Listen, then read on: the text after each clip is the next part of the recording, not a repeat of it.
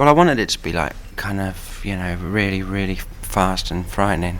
Because I've been going about on my skateboard a bit, and I've been watching people going down handrails on skateboards to very fast, heavy music. That's kind of white knuckle kind of thing. So I had the last record, I was all introvert and weird at home, watching telly a lot, drinking tea. But with this one, I was out and about quite a lot and had a lot of energy. I was like skateboarding and sort of 80% of the time scared to death. So I kind of wanted that feeling on the record, really. So it's embodying almost a lifestyle type of thing in a way, or a soundtrack maybe to some of the things that you're doing. Yeah, I reckon music's always a good soundtrack. I remember like years ago listening to Scott Walker going up Oxford Street in the pouring rain, and that was perfect. But I suppose this summer I just want people to be bungee jumping and skating, just going berserk, and maybe they could listen to this record as well while they're doing that. But in reality, what were you listening to around about the time of making the record? Did you have a Walkman on, or did you listen to records at home?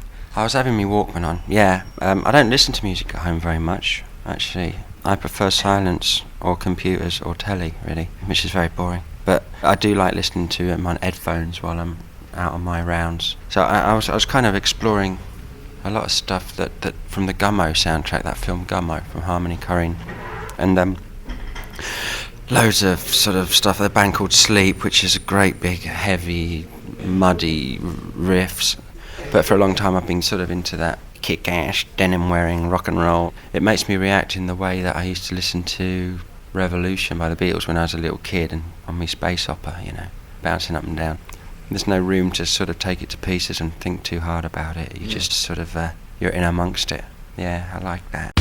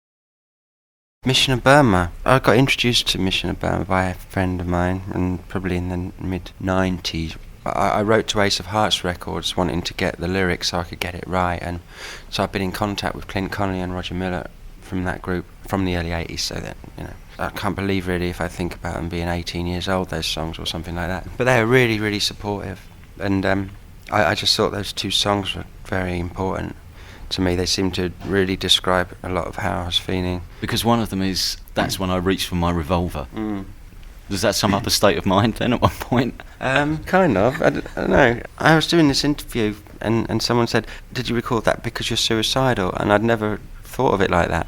That's when I reached my revolver, that's when it all gets blown away. I never thought about that means shooting yourself in the head. I kind of thought of it as more of a symbolic, just getting rid of everybody else, leaving yourself there. Absolutely. Well, that's how I took it. Yeah. So I was really surprised by this. I don't know, I just love the way that emotion, It builds in that song just from being really simple, talking about your mum and your dad and what they give you, and then your friend's a bit messed up, he wants to kind of do this, and then the last verse is kind of really ominous. It's a big realisation. It's sort of a huge loss of innocence kind of song, I think.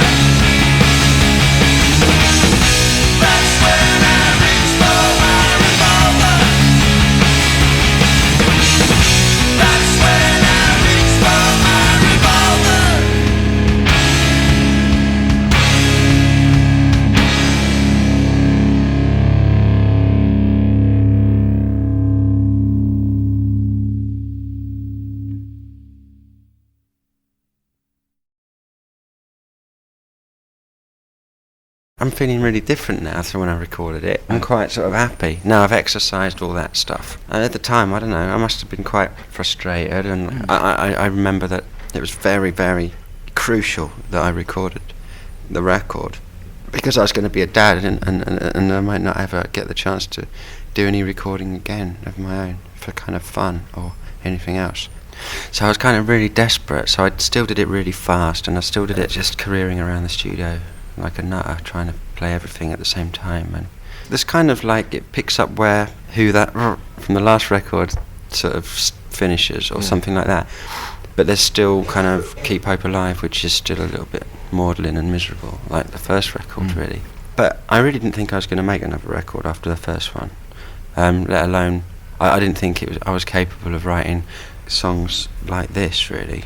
But I kind of just got my own way of trying to do it, and it seemed to work out. It came out a lot better than I thought it would be, anyway. Have the rest of the band heard it? Oh, yeah. They didn't comment at all on the first one, apart from Damon said he had that Are You Lonely song in his head one morning. But they've all said they like it. The first one I played to on headphones just after I suppose it was just after I cut it. I played it to Alex and he was laughing his head off and playing air bass a bit. And yeah, they've all said they like it, which is really nice. I think we've all kind of relaxed about that sort of thing these days, because we've all got all these wild little projects going, and it's best to just like what everyone's doing, really, rather than get, het up about territory and stuff like that. So, do you see the rest of the band while you're working on your own stuff, or do you keep out of each other's way? Well, mostly people were so busy, we don't see much of each other, but we sort of had a meeting. It was a sort of a blur meeting about, general stuff. And see Alex occasionally for a coffee, bump into him in town and stuff like that. He always sends me those kind of weird picture text messages on my phone, so he sent me a couple of really rude ones. So he's always there.